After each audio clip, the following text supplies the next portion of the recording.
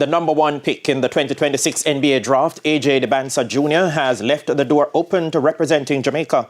As Garfield Jones reports, Dybantsa Jr made the disclosure as he was feted by the Jamaica Tourist Board on Tuesday. Dybantsa Jr, who arrived in the island 1 week ago with his family for vacation, visited the offices of the Jamaica Tourist Board.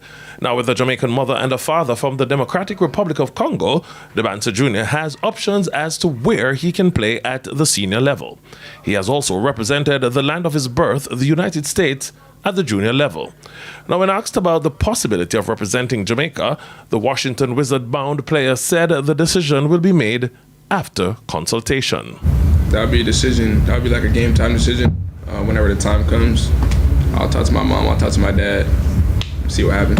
When asked what would be a major influencing factor for him choosing Jamaica, he had a simple answer. Knowing that my mom's from here, that would play a part into it. But like I said, it'll be a decision for when the time comes. Chelsea Dybansta says she's proud of the work her son has put in so far. She also downplayed the influence she may have on his decision. Well, first and foremost, he's my son, so I don't really look at him as a superstar.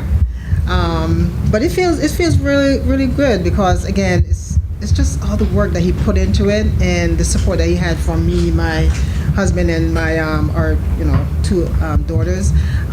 It feels really good. I think I have a lot of influence on it.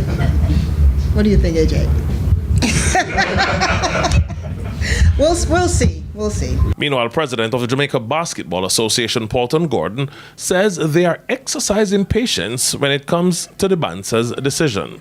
Gordon explained what the biggest challenge has been in getting top players like Dybantsa to represent the country. The roadblock is the rule that you need to get your passport before you're 18. So each time someone reaches out to us and say they want to participate and play for Jamaica, there's a process of appeal and, just going through that thing with FIBA to see what is possible, who can play, and then we can make a determination on how best to pull together a roster that is worthy of competing regionally and globally. The 19-year-old Dybantsa Jr had some encouraging words for young aspiring players in Jamaica. I know it's a little tougher situation being from here, but there's guys who've made it from here. Just stay down, stay the course, stay in school.